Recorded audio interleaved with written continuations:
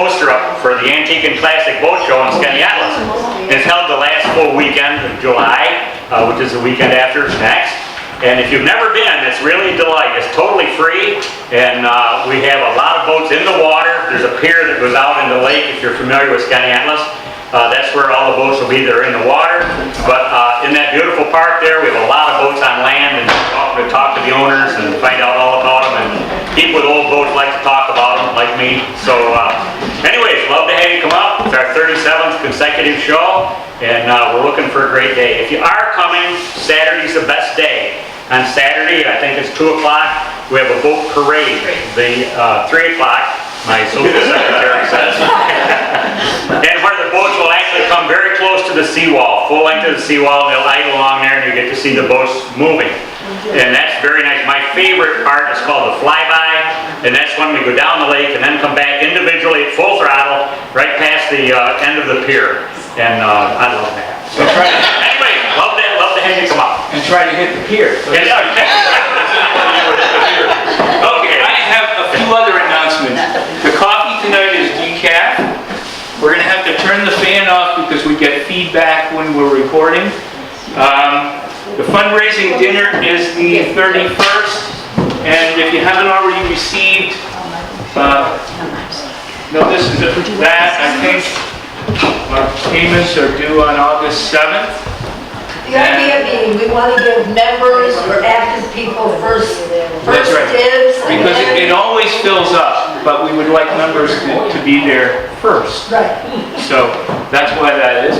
Okay, we have a lot of things for sale, like lots of cats meow, re-echoes, lake charts, all kinds of things like that. So please see me if you want to buy anything.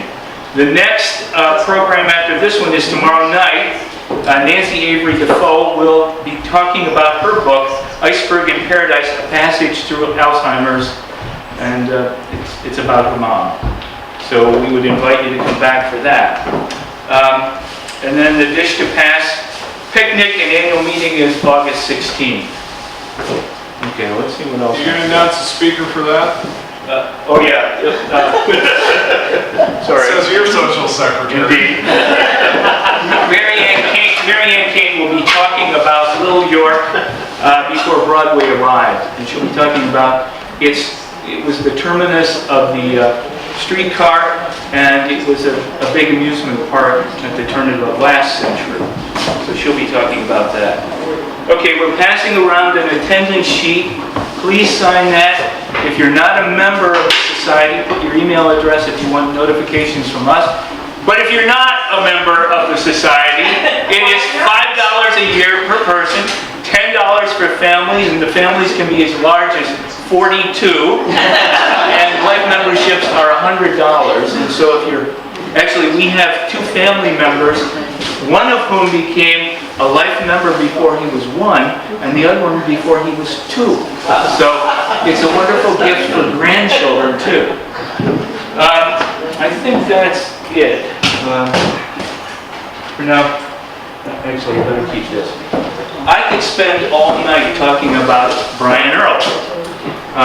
Brian is the 4th generation of his family to teach at Cornell. He has... Actually, my son is. Is the 5th? No, I'm sorry.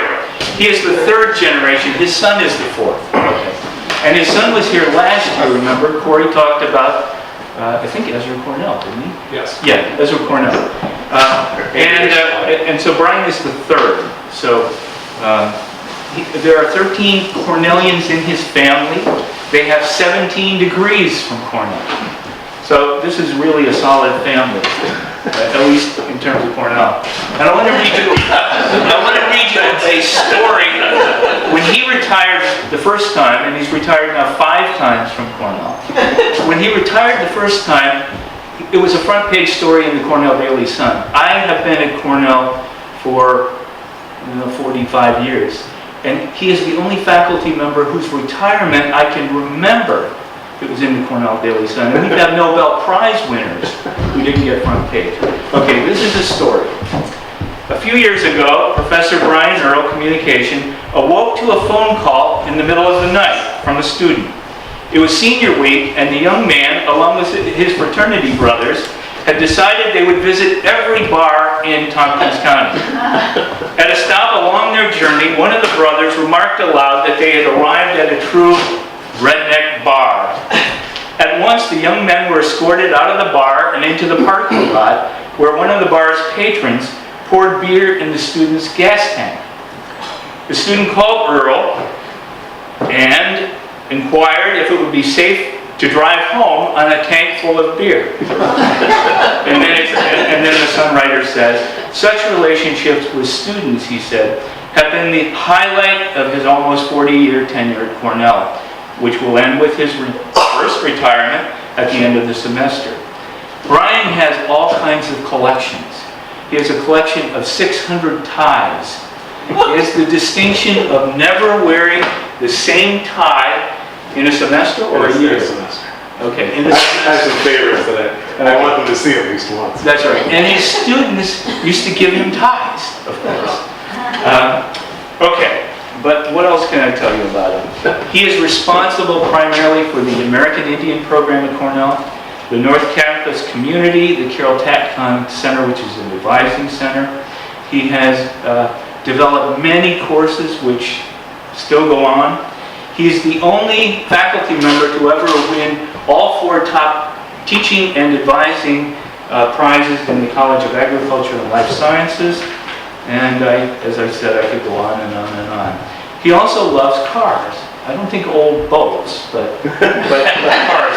And on his 50th birthday, his students and his past students gave him a 1953 Buick Roadmaster convertible. And that was now about 20 years ago. Yeah. Anyway, Brian is famous for this, well, approximately this lecture which you're giving, right? And you'll tell us the story of how it got started. Okay, but we're here not to hear me introducing, but to hear Brian Earle on civility and manners matter regardless of what we observe around us. Brian.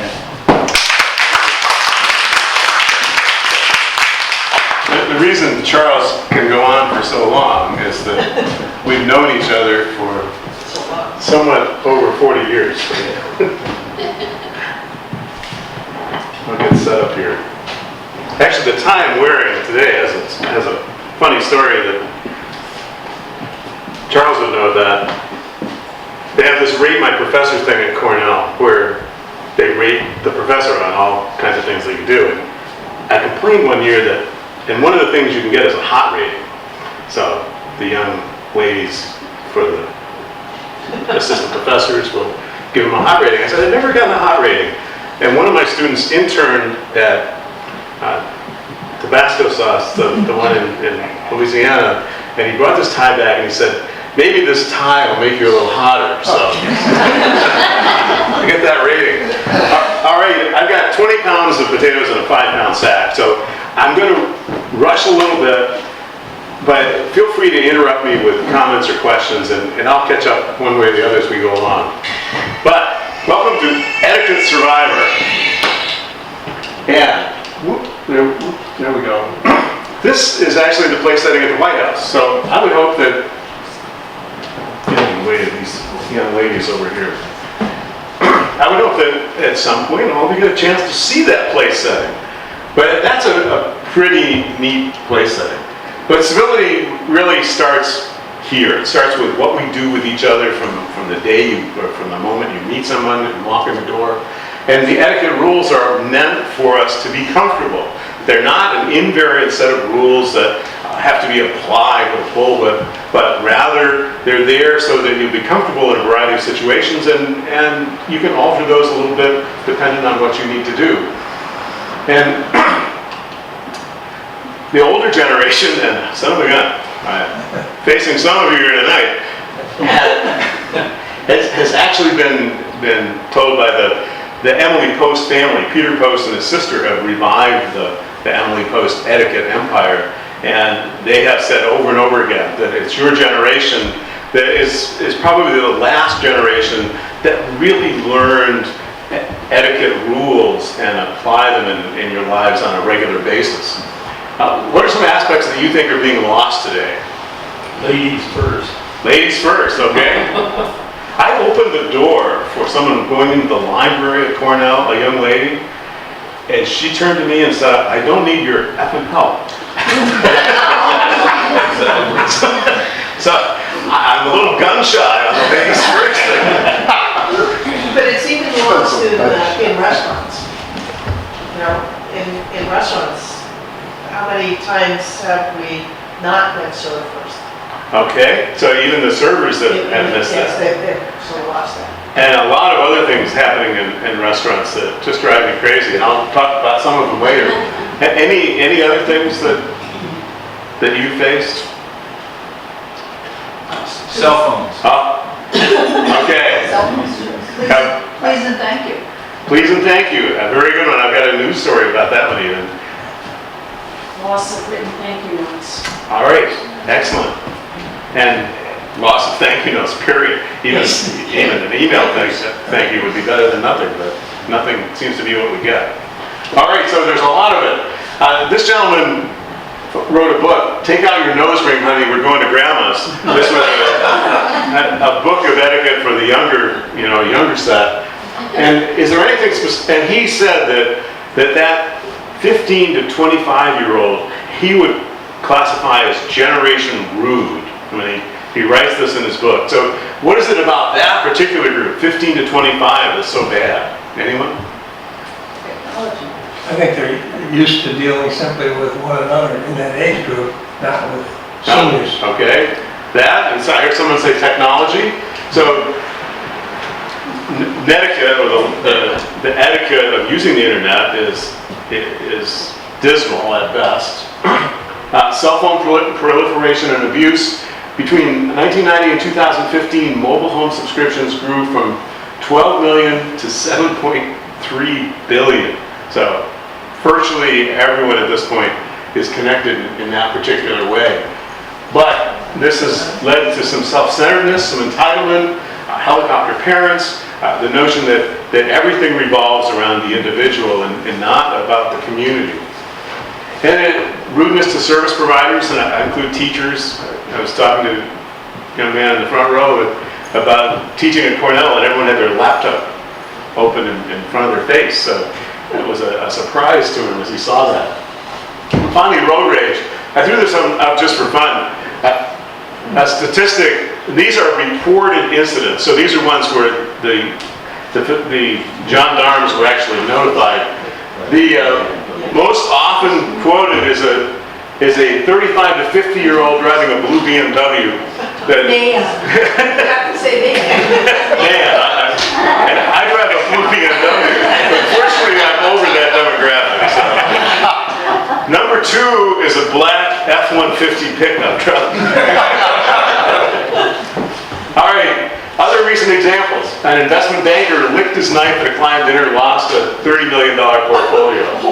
Prominent attorney scratched the back of his head with his fork at a fancy dinner. Philadelphia groom's pager went off in the middle of the ceremony. These are all from a Christian Science Monitor article. A student who saw salt cellars on the table thought it was something you snort and was thinking the host was most generous. And this is one that was told to me directly by the North Carolina State Career Office. Student put up at the Ritz-Carlton in Atlanta for a job, emptied the minibar when he left. So on the following Monday, they get a call from the recruiter. We just thought you ought to know this. We're not going to do anything about it, but we had about a $200 tab. And at the Ritz-Carlton, they don't have the price on that $10 bottle of water. And they called the student in. He says, well, I thought it was free to lick the shampoo and soap. And finally, Generation X and millennials seen wearing suits with white socks at interviews on campus. We've actually had a few students that have arrived at their interview and forgotten to take their caps off and gone through the interview with a cap on. And when asked about it, it's just, I wear it all the time. I just don't think about it.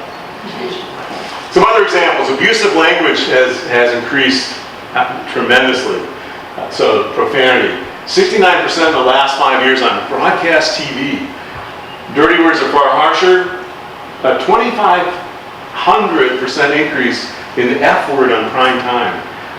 That's just as terrible. I can't imagine why this is happening.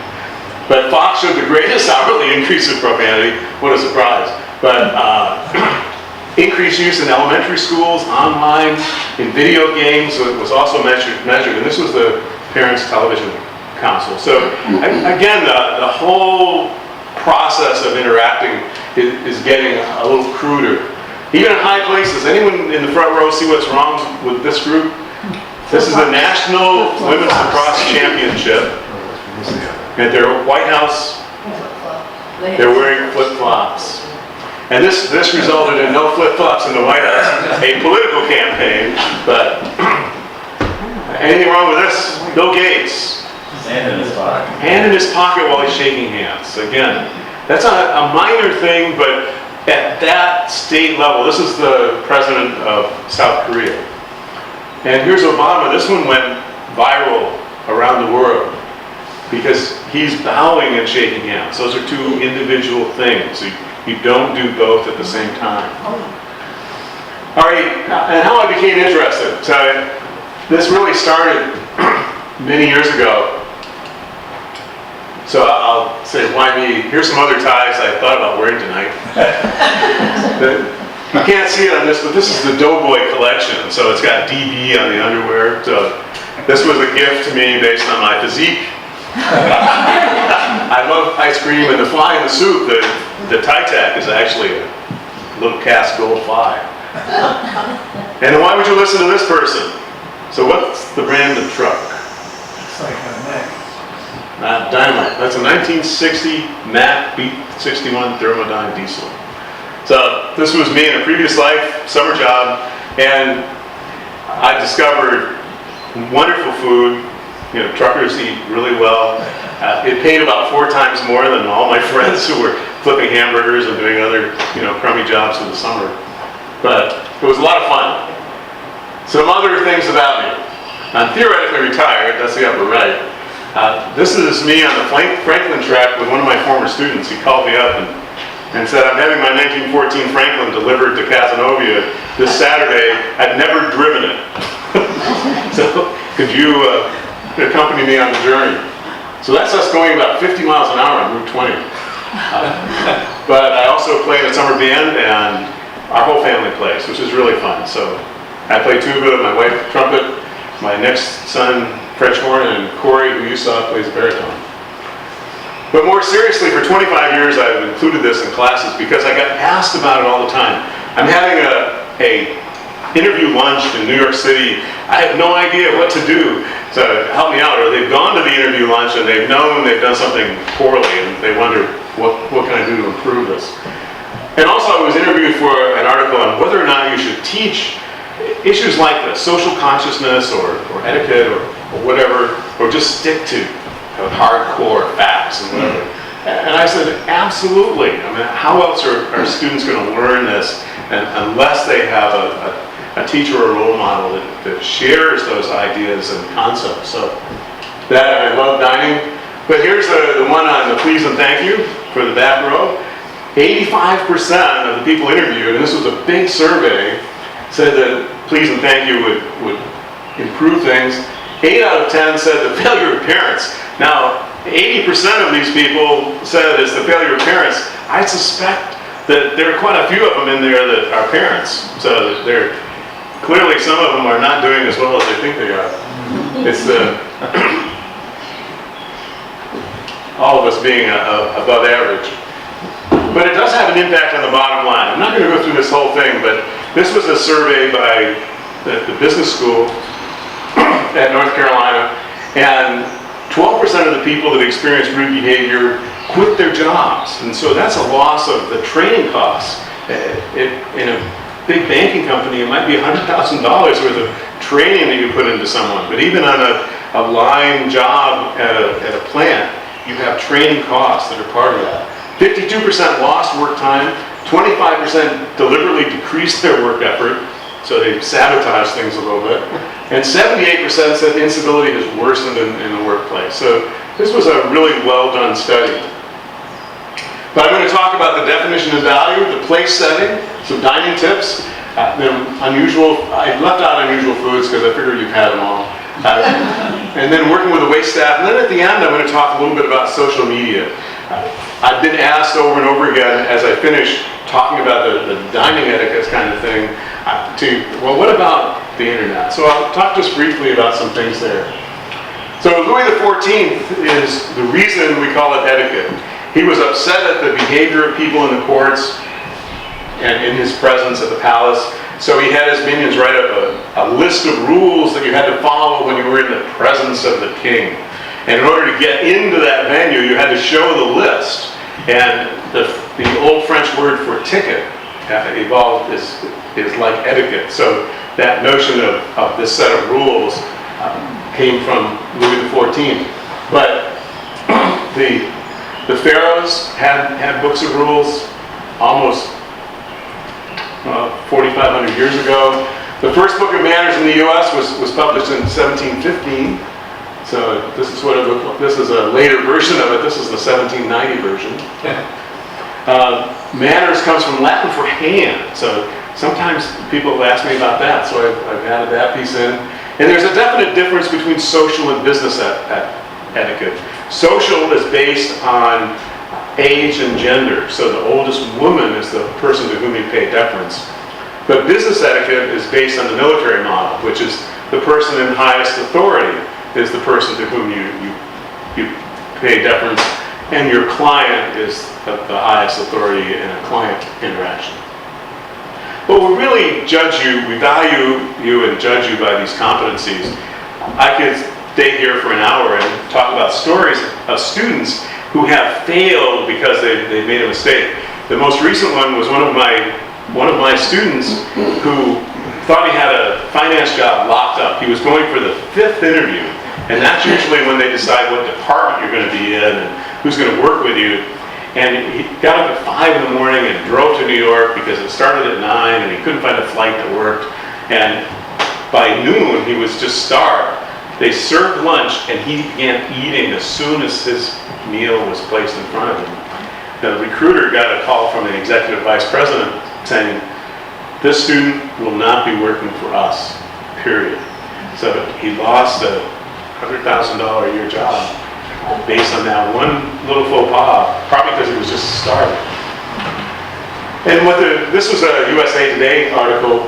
CEOs say how you treat the waiter is like a magic window into your soul. So everyone kind of sucks up to the CEO, but if you watch your subordinates when they interact in a dining situation, if they treat the waitstaff really poorly, odds are they're not going to do very well with their subordinates. So they're going to be less productive because of that. So if you treat everyone well, regardless of stature, then odds are you'll be more successful as well.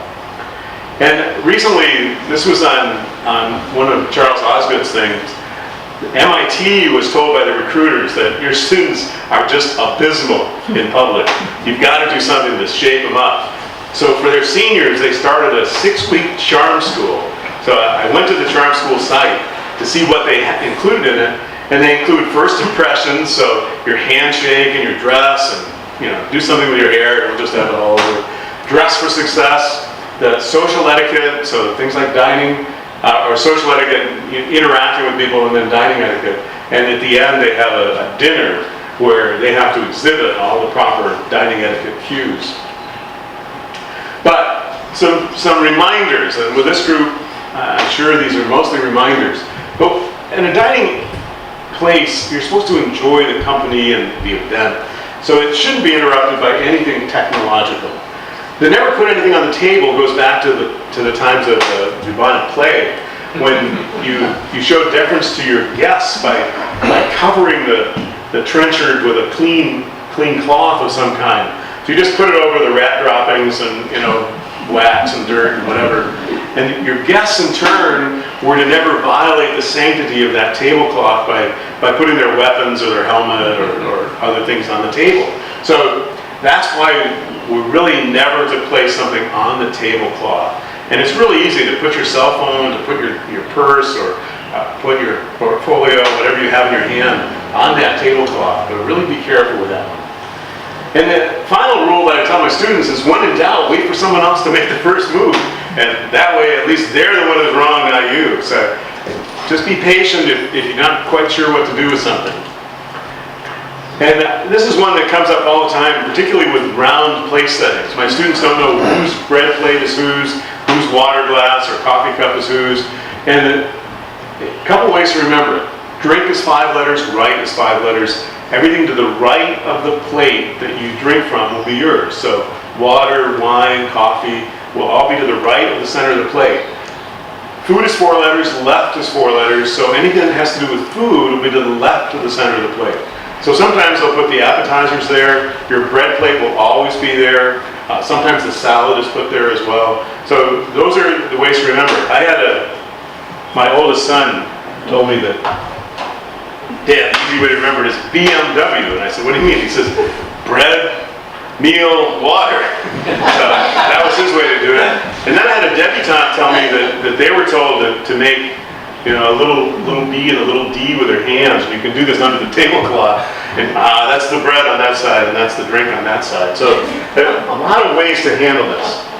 So who needs all this silverware? How many forks are here?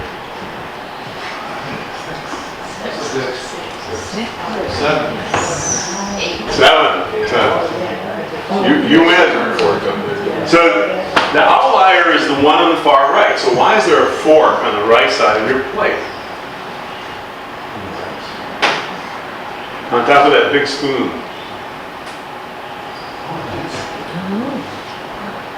Okay, this is a really fancy restaurant. One of my students sent me this slide.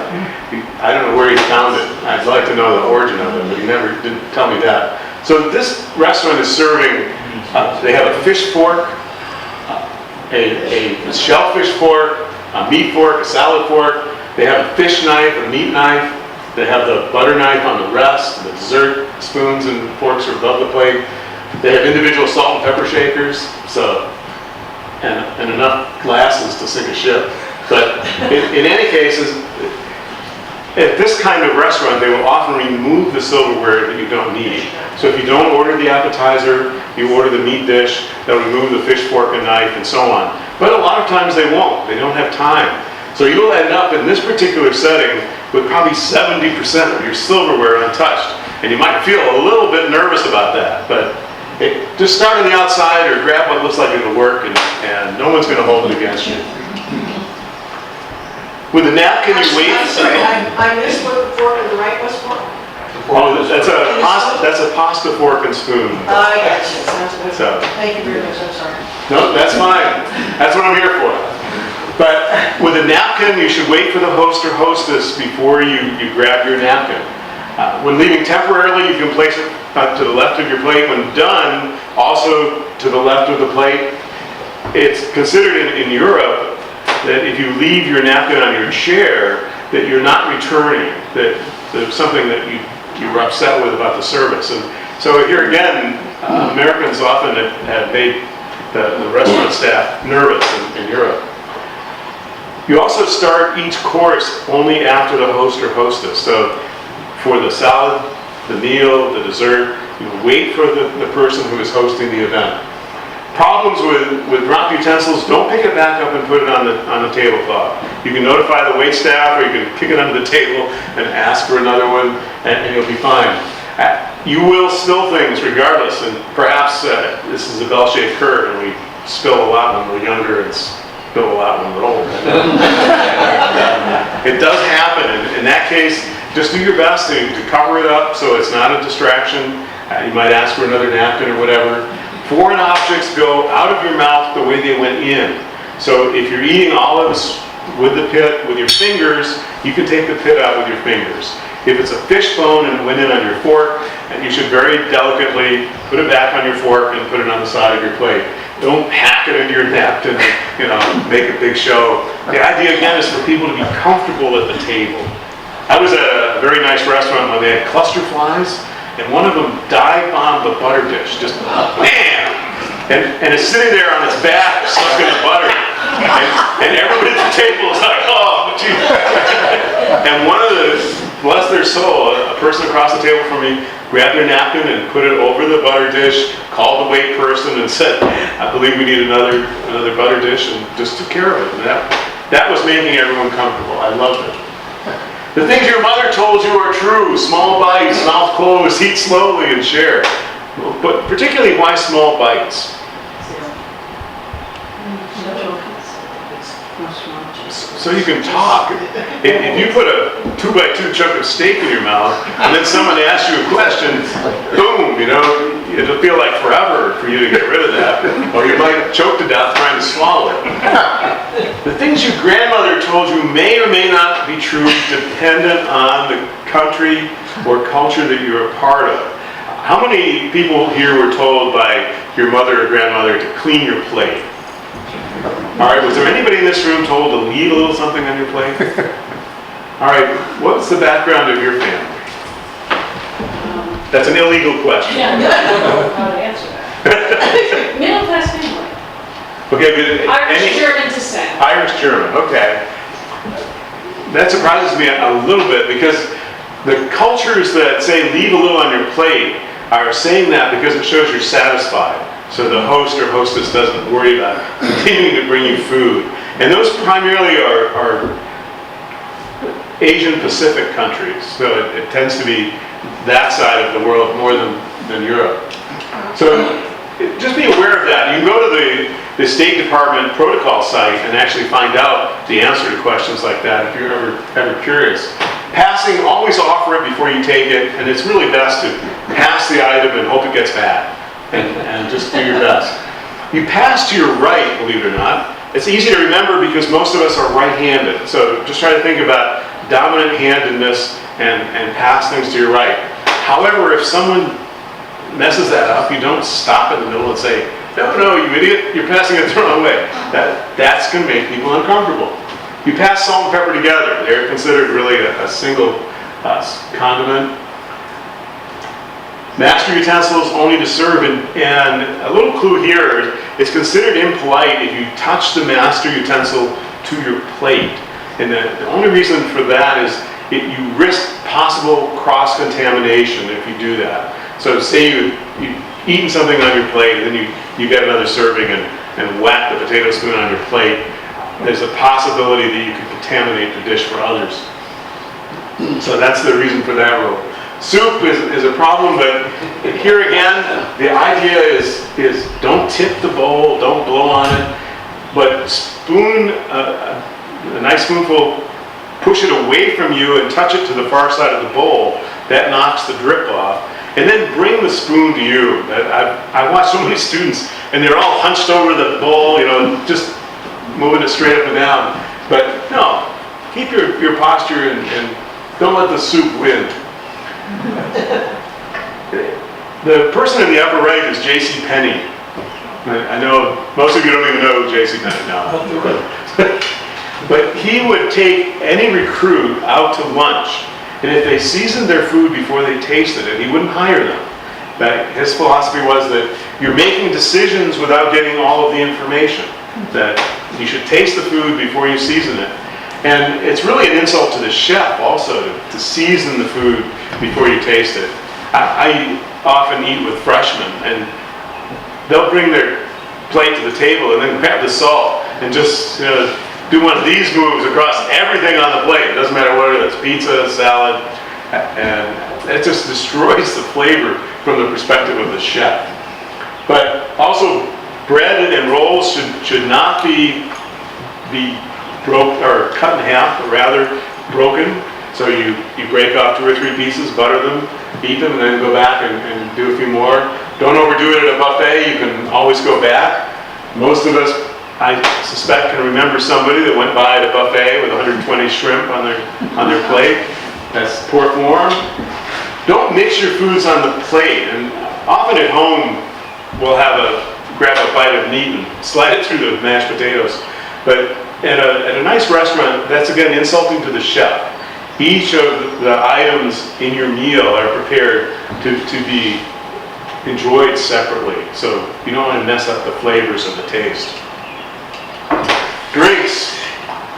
Anyone know what this little glass in the upper left represents? That's a full serving.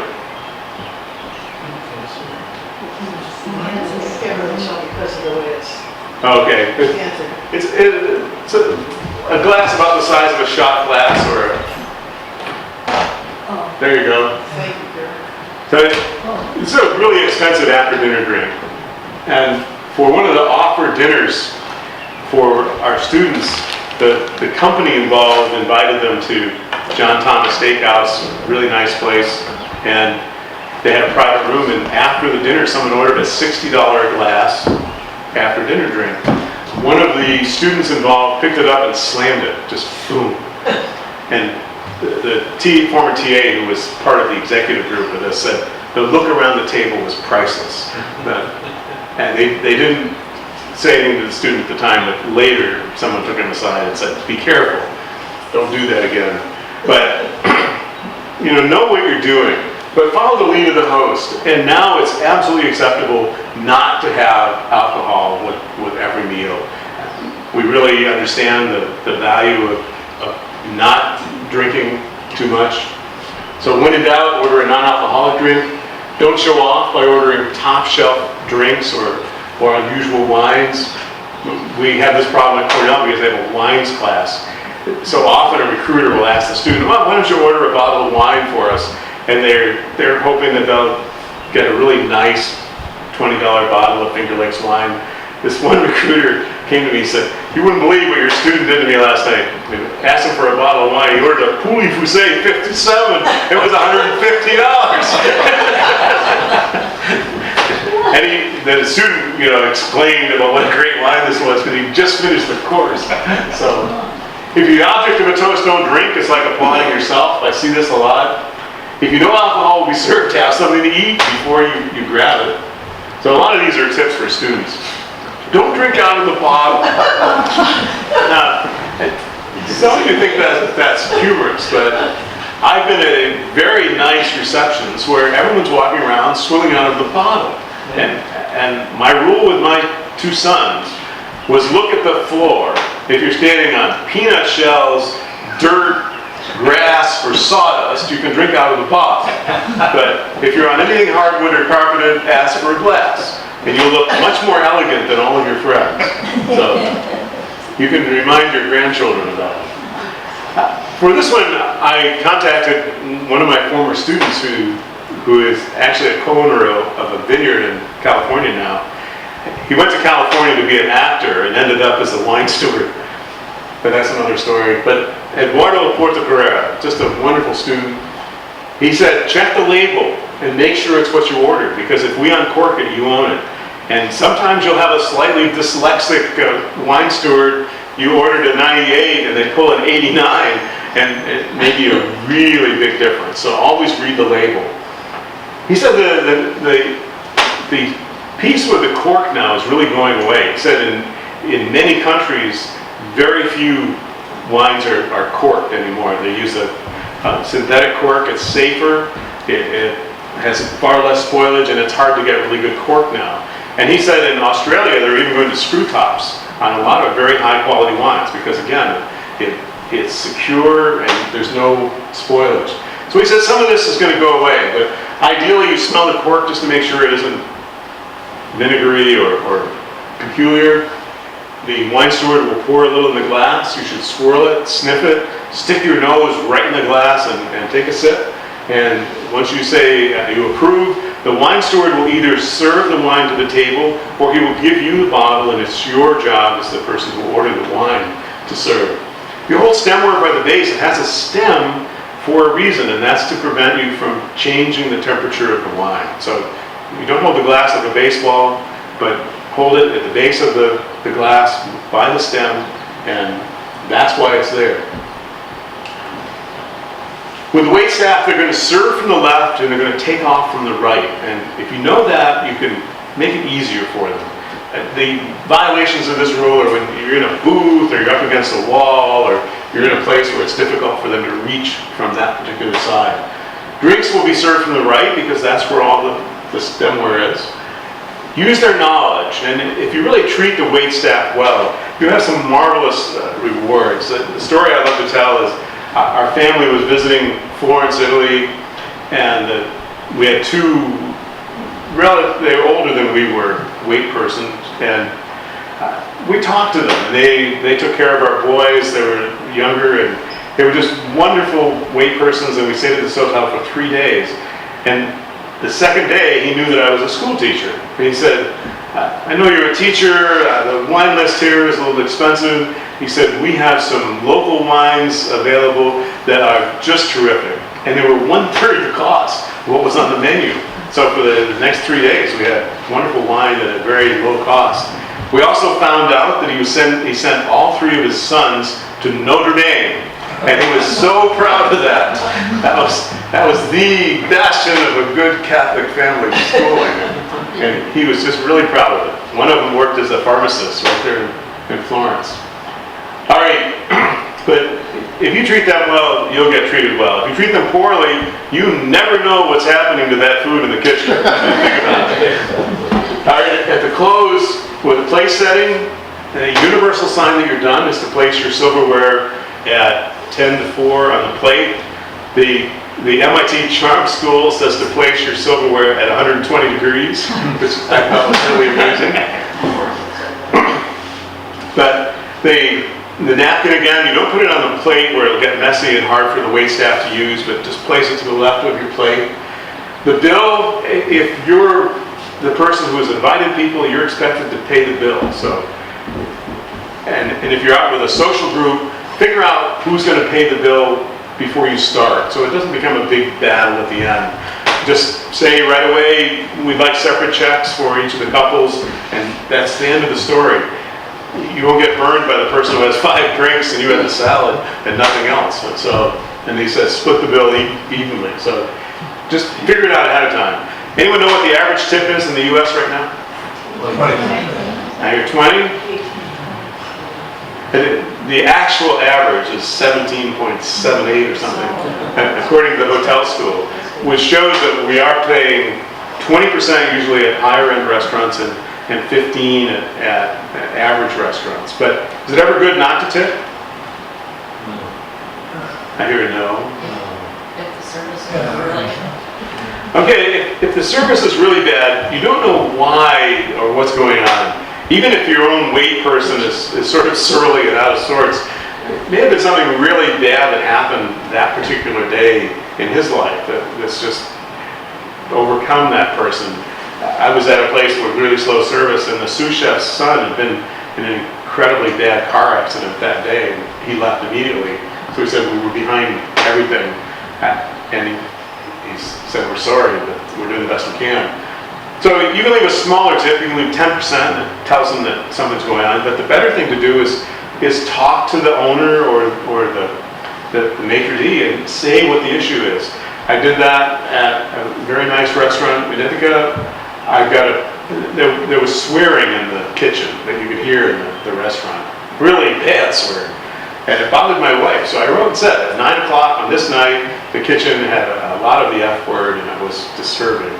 I got a letter with a certificate for dinner for 2 and a free bottle of wine from the owner who said he had gone to his kitchen staff and rest assured it would not happen again. So I helped the situation for everybody in the future. Professionalism is a part of etiquette. With all written materials, you should be professional, and even email. So here's one I received recently from a student.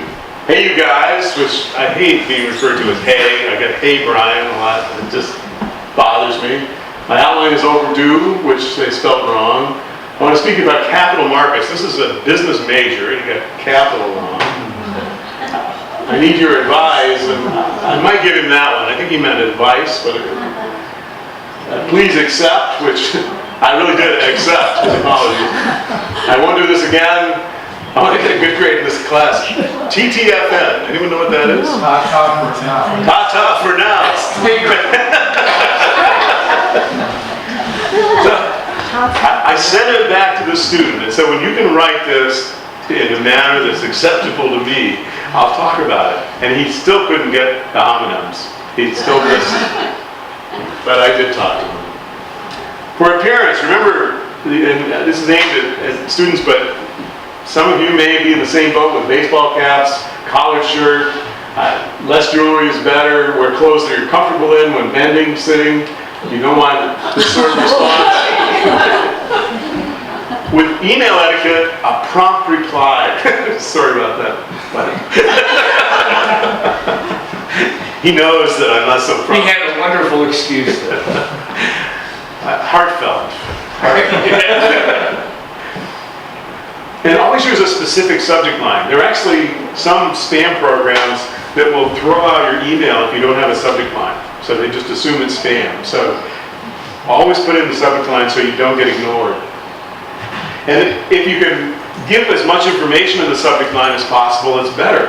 So if someone has invited you to lunch, instead of just saying, replying and leaving their lunch subject line, change it and say 12:30 is fine. That tells them, number one, you can do it, and number two, it gives them a time so they know at first glance exactly what's going on.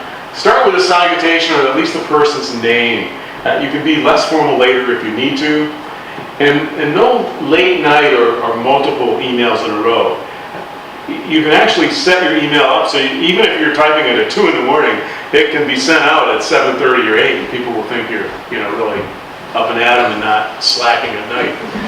And sending someone 3 or 4 emails in the space of 4 or 5 minutes usually is another indication that you're not quite together. So try to avoid that. You should include the same kind of pleasantries in an email that you would in a regular mail. So some of you may have gone through a really bad rainstorm this afternoon. If you're talking to someone in this area, how did you survive the rainstorm this afternoon? So just a little something before you get to the business at hand. Don't type in all caps. So flaming is responding in anger. If you have a really angry response to an email, type it out, leave it as a draft, go to bed, read it in the morning, and odds are you will change some of the wording. I really mean that. And attention to detail. It takes a little time to check your message for spelling and grammar. And remember that spell check does not catch homonyms. And there's some autocorrect ones on your phones now. That there's a whole autocorrect site of autocorrections that have destroyed people's lives, more or less. So, be sure and check it. Avoid negativity, reprimands, and so on in email. So it should be done in person. And it seems to amplify them if someone receives it as an email. Remember that everything you send is public. The person you send it to may be one of those that forwards messages with everybody's message on it. So it may go on for 7 or 8 iterations. So would you want it posted on your front door? Would you like to read it in the New York Times? Is what I tell my students. Never post confidential information. Use reply all very sparingly. Bud probably remembers the tech person in the Johnson Business School at Cornell was having an affair with the tech person in the hotel school and did a reply all with all their juicy messages about everything that they were doing with each other. It made the national news, but not in a good way. So just be careful. With all written materials, RSVPs are always appreciated. So if you have an RSVP, the guideline there is to respond in 24 hours because the person at the other end has to make some decisions about that. And if you can't go, acknowledge it, tell them, nicely that you appreciate the invite. You can also send them a quick note and then follow up with a longer one later. Attention to detail is part of your first impression, so really watch that. Social media, I asked Bud if I should include this or not, and he said absolutely, that this is becoming a part of all of our lives. And actually the age 65 and up users of the internet is increasing more rapidly than any other age group. So you're catching on and moving, really adding it at a much higher percent. So 73% of us are consuming some form of social media. So you're on Facebook or Twitter or Pinterest or something like that. But the first rule is, as you can see in the news, is never post when jet lagged, overly tired, or inebriated. But here is just a package look at social media. Pinterest is primarily female, so about 70% female with 70 million users. Twitter, 5,700 tweets every second I mean, that's a big number. And 560 million users. Facebook, over 1 billion users at this point. Instagram, which is sharing of pictures, uses hashtags like Twitter.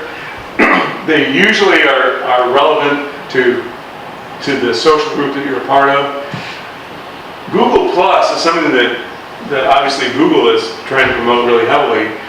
And if you have any Google account, you'll be asked to use Google Plus.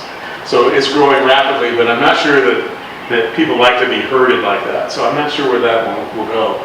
And LinkedIn is primarily used by business members or whatever. So 70 or 80% of the users are over 35, which is really odd for a social media piece. And 240 million, I think it's maybe a little longer now, but business oriented. And here's the person who had the classic tweet. She's a senior director of corporate communications. She sent this tweet. Going to Africa, hope I don't get AIDS. Just kidding, I'm white. She sent that out as she left Heathrow Airport for South Africa. By the time she landed in South Africa, which is 6 hours, there was a crowd waiting at the airport for her to get off the plane, upset with her tweets. There was a message from her boss that she was fired. And all kinds of hate mail on top of that. And her story goes on for a long time. But for social media, what you want is a nice 3/4 view shot. The one that she had was a good one. You don't want it to look like a mug shot where it's just straight up. And use your privacy settings. And remember, on Facebook, you can be totally private. You don't have to have people think you're stalking them and whatever. Untag questionable images. So if you see images of you that, and I'm not thinking any of you will be doing questionable activities, but if you look like an idiot, if your hair's a mess or they got a shot of you with your eyes closed or whatever, untag them.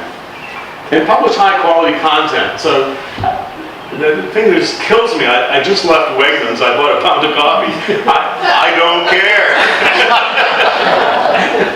So, don't do that. Use it for good reasons. And a professional email address. For 5 years, I was on the Admissions and Financial Aids Committee for our college. And we discovered the admissions officers were keeping a top 10 list of the worst email addresses. And by the time my 5-year term was over, it was up to 100. They were so bad. This first one is the person named Ash. And he happened to be he's one of my former advisees. He's in his 30s. I still get Christmas messages from Ashhole. And I have talked to him about this for ages. And he says, Brian, he said, nobody forgets my email address. So it serves this function, I guess. But even though Twitter is 140 characters, it does deserve some punctuation and grammar. It shouldn't just be a stream of consciousness.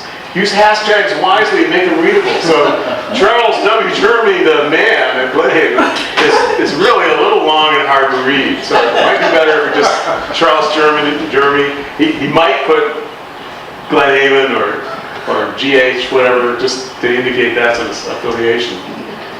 It shouldn't be a contest to see how many people you have in your network, and it drives me crazy to be tagged by someone I absolutely don't know because they just saw my name and they're building up their numbers.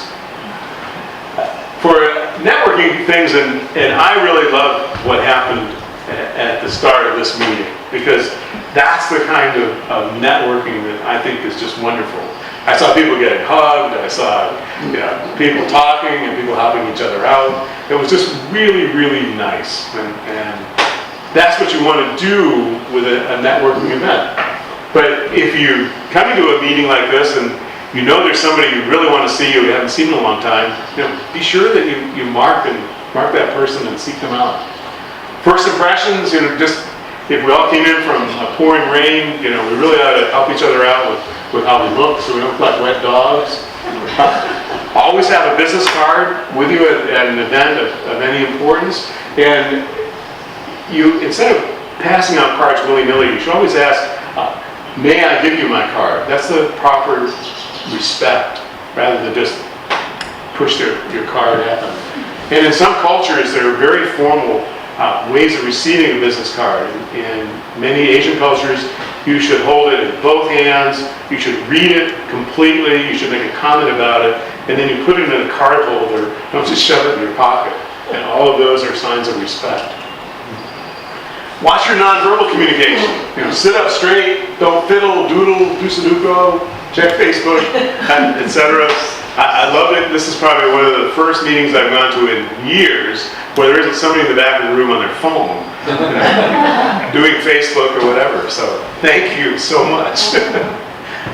Make eye contact with your contacts. Look people in the eye. This is a problem with some students where they just can't look people in the eye. And it's very difficult for them to succeed as a result of that. And also concentrate on meeting new people at an event like this. So is there anybody here for the first time? No? Okay. So everybody should concentrate on meeting you. Welcome, Tom. Welcome, Tom. He's a nice guy. So that's an opportunity. So it's instead of the decaf coffee, oh, gee, how am I going to get home?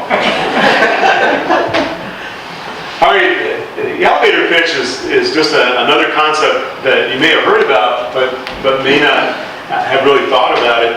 Its name comes from the fact that you might step on an elevator with someone you really want to talk to, and they're going up 5 floors. So that means you've got 30 seconds or a minute to talk to them and tell them your story.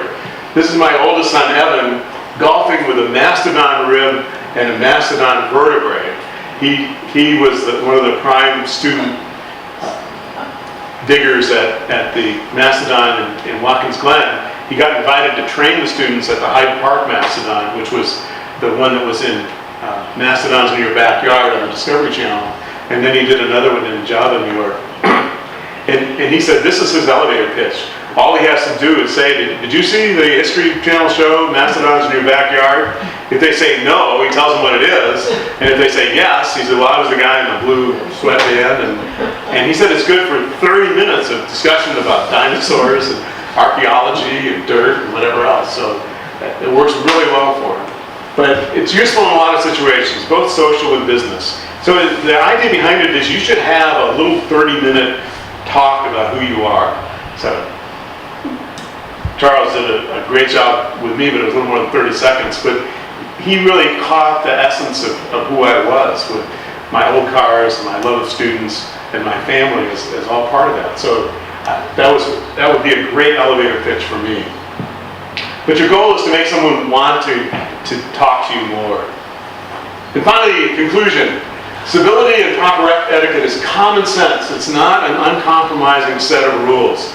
And there's a story about Queen Victoria when a commoner at her table picked up the finger bowl and drank out of it.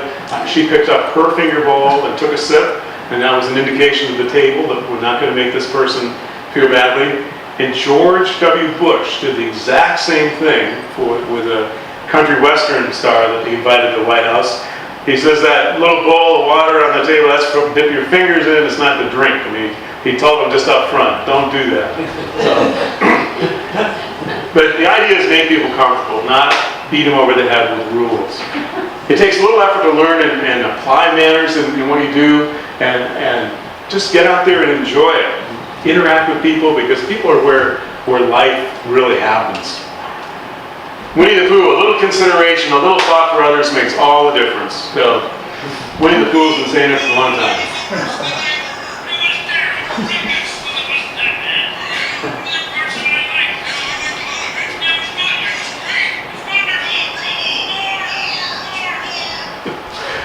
All right, any questions? And I'll just leave this one up during the question period. But you can see Peggy and Peter Post with their updated Emily Post. Business Etiquette for Dummies is a great one for my students. Letitia Baldridge has been dead for a number of years, but she was the protocol expert at the White House. And her work has been updated by Denise Fike, and it's still really good, especially if you're doing any international travel. And online, Etiquette Scholar will answer almost any question you have about etiquette. You just post the question and someone will tell you what the answer is, or it'll come on. So a lot of different ways to find out more about this. And I will hang around as long as anyone's interested and answer questions.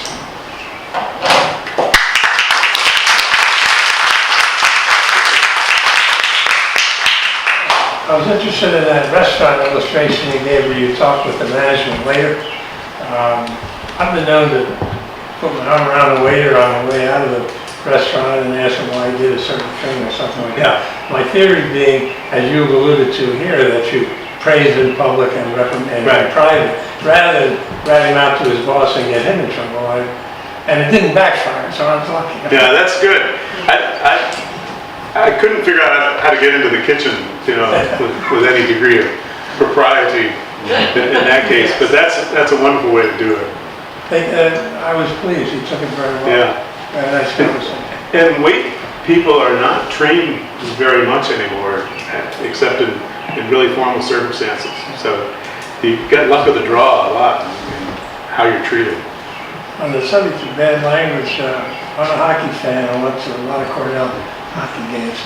And with my wife one time, there was a student and his girlfriend behind us.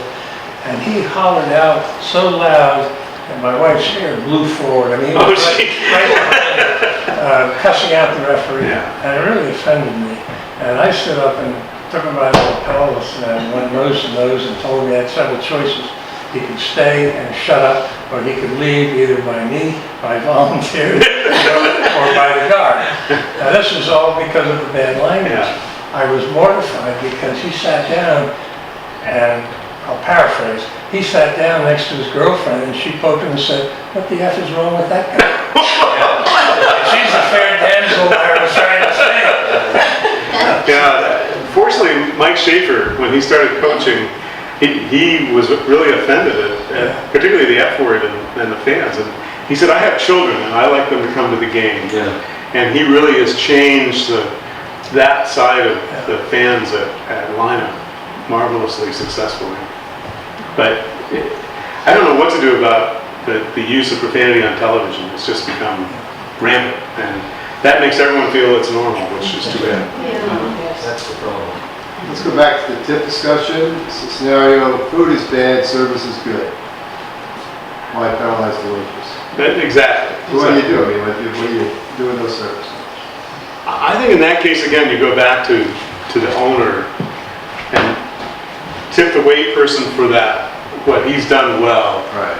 And let the owner know that the food was not up to par today. And always tell them the day and the time, because there are a lot of variables involved that change that.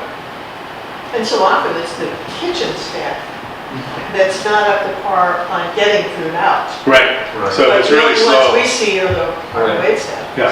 They're the ones you can't Yeah. And often it's because they're short-staffed for no reason, no problem with the wait staff. It's short-staffed in the kitchen for some reason. Go ahead. In the photograph of the plate where we leave the silverware in a certain position, I noticed the fork was upside down. I now lost it. Okay, that's a classic European style, would be to turn the fork upside down. As long as you have them diagonally across the plate, the waitstaff knows that even though there may be food there, you're done and they can take the plate. In again, very formal circumstance, if you put your silverware in an inverted V, if the waitstaff has been trained, they know that you're not done and you're just involved in conversation and you haven't finished yet. What about the forks, using it to cut with a knife and a fork? I've seen people do that upside down, and English people pick up their fork and then continue with the fork upside down. Right. That's cultural, is it? European style is to use both hands when you eat. It's here in the United States, we waste time by having to settle down and change hands with the fork. But European style is really accepted virtually everywhere now. You know, perhaps in the middle of Montana somewhere, somebody might not recognize that, but you can eat European style and nobody will be offended by it, as long as you talk and don't just eat all the time. I have a question that, so how many students have you taught this? That's a good question. started about halfway through. I've had about 10,000 students now, so maybe 5. God bless you. And then a lot of students have come and sat in on this session too. Yes, some of them bring their roommates and friends. There was a trial in Syracuse recently, a murder trial, and it lasted 3 weeks. And one of the jurors sent 7,000 text messages, and it will probably, the conviction will probably be thrown out. Wow. So 7,000 text messages while she's sitting on the jury. Yeah, just incredible. I shared with someone at the start that we caught our 2 sons texting each other, sitting 6 feet apart in the same room. So the rule now is that phone goes by the door. And if we need you to look something up, you can go get it, but no more interruptions. The shock to me is, there was a time when you assumed that anybody that graduated from Cornell didn't need any of this. You expected that. You didn't expect to see a problem with a Cornell grad any more than you did somebody from Princeton or that they've been properly trained along the way. It's just, to me, it's a sad and shocking situation that you have to teach those kinds of basics. I talked to our building is shared by development sociology, so some of those individuals do an awful lot of work with teen adolescent psychology. And I asked him about it, and he said, it used to be that you had a family dinner where conversations and issues like that were discussed and pointed out. And he said 90% of the families now of the students that go to Cornell are dual income. Both parents are working, and they have very little of that social time that we used to think was normal. Good comment. Thank goodness you're doing this. Two questions. But did you mention what year was your first retirement? 2008. Why don't you go through your retirement? I retired in 2008. I immediately got called by the undergraduate business program to teach ethics, business ethics, because students who are applying for the CPA have to have had an undergraduate ethics class, and none of their faculty wanted to teach it. So he knew that I had talked about that sort of thing in class. So I did that for three semesters. Then I got asked by the hotel school to teach their management communication class for a year. So I did that and retired. And then the undergraduate business program, their board of advisory council said that they felt that the Dyson students really needed better business communication skills. So I was asked if I would pilot a management communication class. So I did that and got it all set up and retired. And then the person that I mentored to replace me taught one semester and died.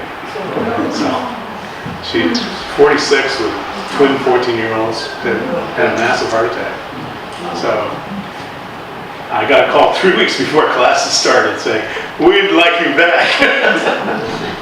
So that was my last gig. And then I got asked if I'd teach again full-time this fall, and I just said, my retirement years are getting smaller. That answers my second question, because I was trying to figure out what course you were teaching. So. I've done a lot over the years. One of my favorites, though, was a communication leadership class where we took them to look at the really exciting corporate cultures that involved communication. So one of the places we went was Bloomberg Communication in New York. They really are communication, even though it's all finance. And his whole approach is wonderful. Michael Bloomberg would always meet with us, and his desk is right out in the middle of traffic. He doesn't have a private office. And everyone walks by and says, "Hi, Mike." They're just really informal. But he would always ask my class, "What are these desks right next to mine? Who are these? What are these people doing?" And say, "Oh, monitoring Wall Street and this and that." So no, he says, "These are my philanthropy people." And he says, "These are the important people."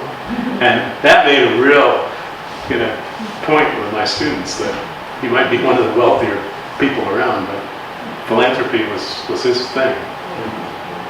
So that was really fun. And his conference rooms are all glass wall. They have one wall for projecting things, but he said openness in finance is a must. So when you have a meeting, everyone's going to see who you're meeting with and monitor what's going on. We also have televisions in the bathrooms at high height everywhere. With Bloomberg TV on it. With Bloomberg TV on it, yes. All right, I'll hang around as long as anyone is interested, but you've been a wonderful audience, so thank you so much. Thank you.